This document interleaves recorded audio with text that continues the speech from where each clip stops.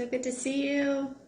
Welcome to our Wednesday, episode 45. So today we're going to be talking about three triggers, three food triggers that make you eat, and really curious about which one you fall into. So before we get started, I'm Hannah Hips. Sierra is down in Mexico, so she had spotty Wi-Fi, so she was unable to join us today, so you just get me. And this is going to be quick and easy, and we're going to dive into it, and I'll give you, if you stay until the end, give you an option to find out ways that you can go deeper into this and work with this and understand your food triggers and what's really happening. Because you know, when we think about food triggers, there's three types, and we're going to talk about that. It's like this compulsion to eat, this feeling out of control, this idea of like you're overeating and there's like this guilt assumed with it, right? So we're going to talk a little bit about this, and we're going to actually spread this out into do a couple different lives. So today we're going to talk about one, and then tomorrow, next week, we'll talk about another one. So I am an eating psychology coach, a mind body nutrition coach, as well as a yoga instructor and a meditation teacher. So, you know, the way we approach food, hi Carly, so good to see you. I was hoping that you would hop on.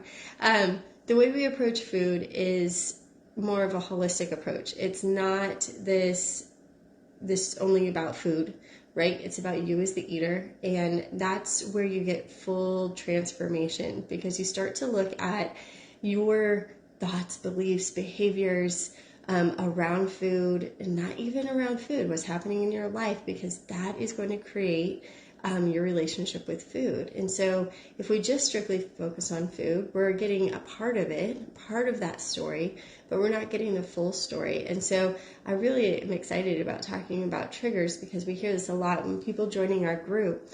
Food triggers is actually a term that shows up a lot. So we thought it would be a good idea to talk about it.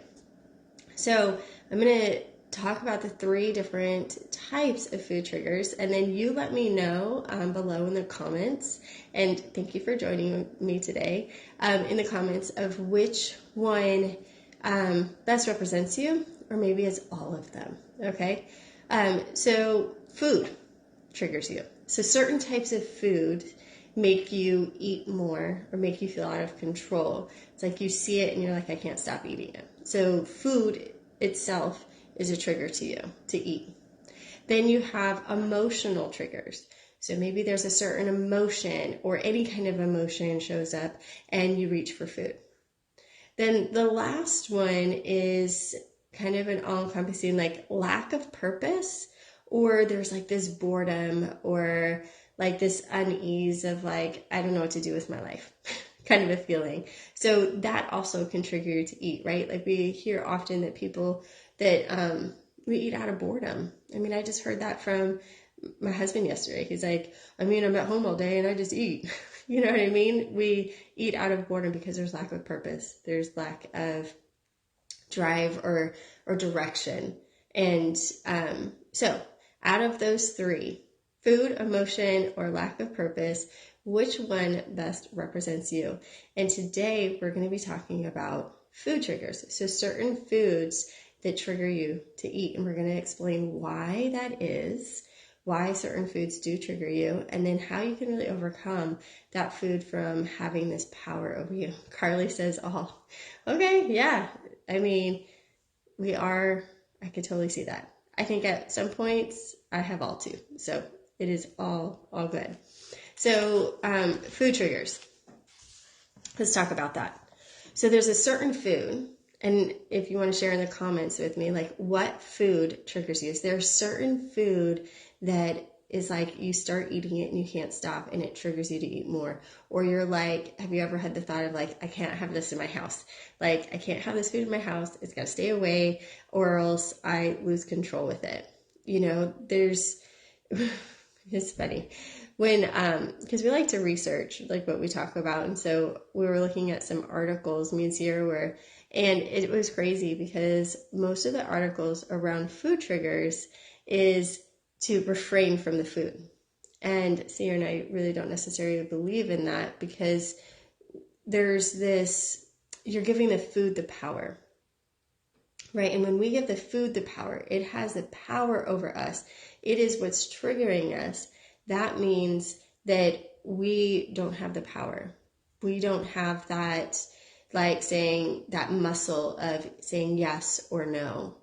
So Carly says carbs, any carbs are triggers for me. Okay. And then Cassie says chocolate. Actually lost control with mini Kit Kats at my sister's 2 days ago.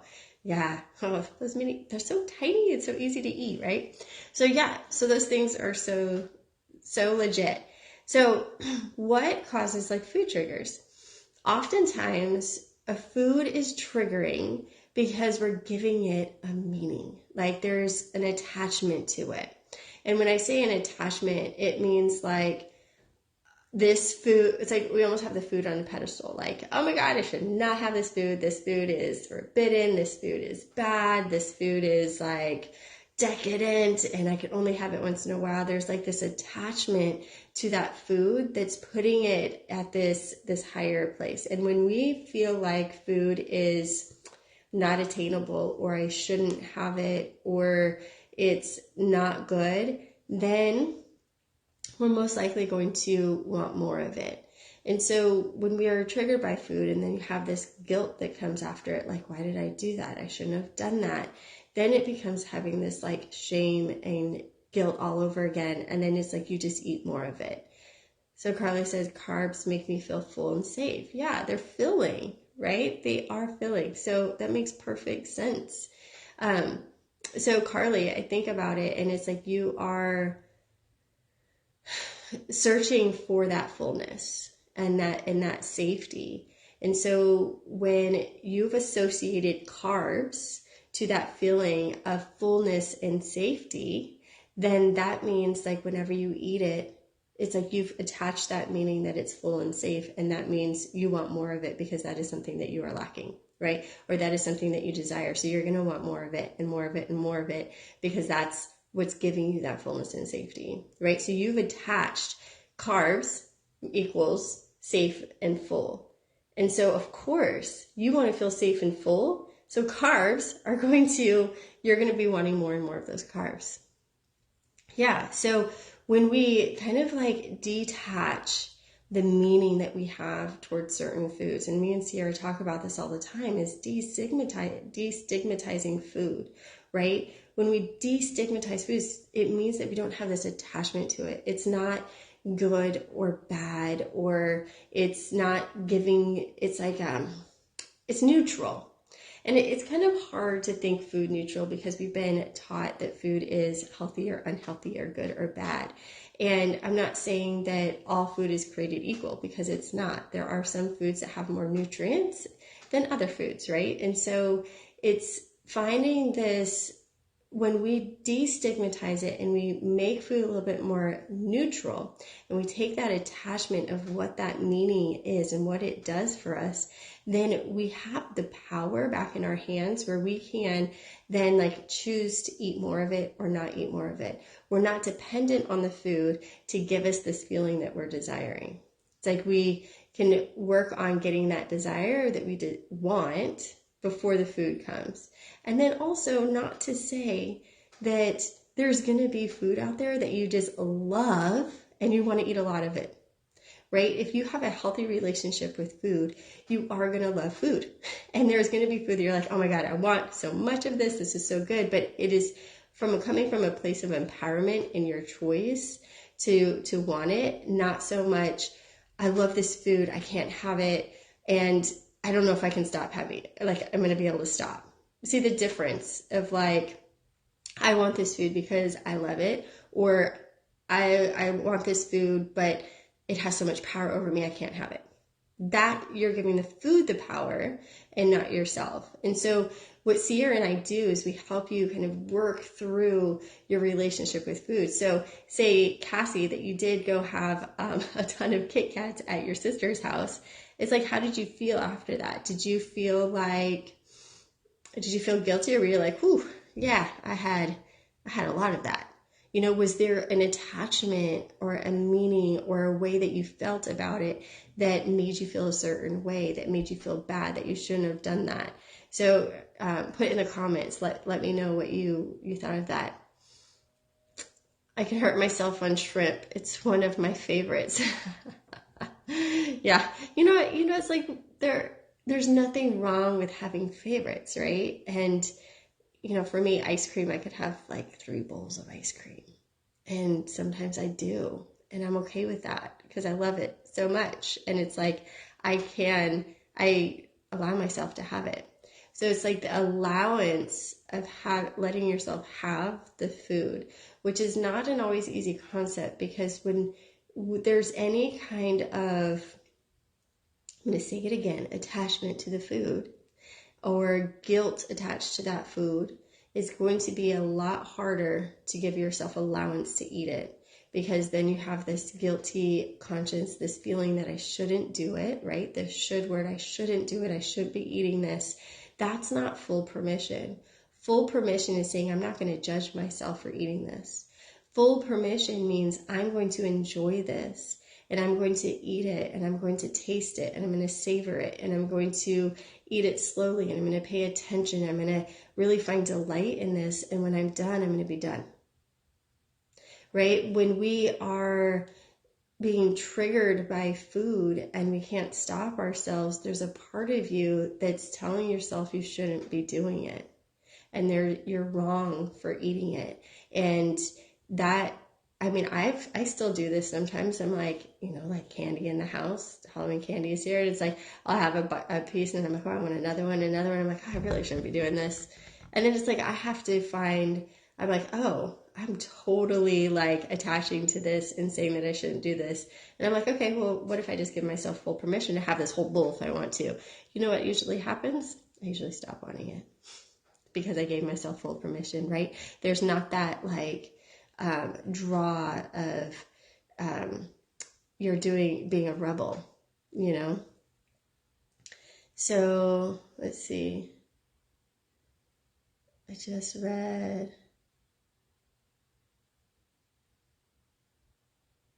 I don't feel guilty about eating a lot of meat. Carly, why is that? Why don't you feel guilty about meat? Why do you feel guilty with carbs but not meat? That's so interesting. Very good. I think it wasn't until I threw away the pile of wrappers a little later that I felt guilty. Oh, honestly, I have this idea that candy bars are bad. Oh, that's such good awareness, Cassie, right? Like, why do we think candy bars are bad? Because candy, it's like a candy bar. Yeah, and what if it wasn't bad? What if, like, think about it. When you ate them, you probably didn't think anything of it, right? Then you saw that pile of wrappers and you're like, oh my gosh, I can't believe I did that. And then the bad feeling came in, right? Like, I'm bad. Candy bars are bad. Why did I eat that? And then you start to feel guilty. But before that thought, before that attachment to it, you just probably moved on with your life and didn't even think about it. And you were like, wow, that was really good. And you were gone, right? Like, tell me a little bit how that went. Let's see. Carla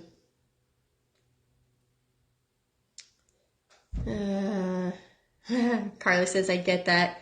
That's so good, because meat is all protein and good for me, and carbs are not good for me. Oh, Carly, that is such a good rewire right there. That is a belief that we have, right? Protein is okay, carbs are not. But honestly, like, we need carbs, we need protein, we need fat. These are all macronutrients and we need them all. And when we have all of them, our body is balanced, right? Like, we need carbs to sustain energy. It does make you feel full, right? Like, if I don't have carbs with the meal, like, I'm hungry quicker, right? So it's like, what if you rewire that to like, why do you feel like carbs are not good for you? Like, what about carbs? Is it because you eat too much of them? What if you didn't have that belief that carbs are good for my body, and I can have carbs and I can have meat and I can have fat? And it's like, you're able to have all of it, right? Like, that is a belief that's going to make you want to have more and more and more carbs. It's like our beliefs are Yes, I can eat too much. Yeah. So it's like, if we take out that meaning that carbs are bad and they're not good for me, and you say, I am allowed to have carbs, this sustains me, gives me energy, then you probably will feel much better about it. And then also finding ways to fill yourself up to feel full and safe in other ways other than just food, right? That is a physical sensation. And I know we've talked about that before, of like how to incorporate other ways to feel full and safe without necessarily just having it be food. Because food, does become this this all-encompassing thing. Like, it becomes our world when there's so much out there that we could bring into our life and take advantage of. You hit it exactly on the point for me. I was having my sweet after lunch, but also a little mindless while I was working on the computer, and then I saw the wrapper pile and the guilt hit.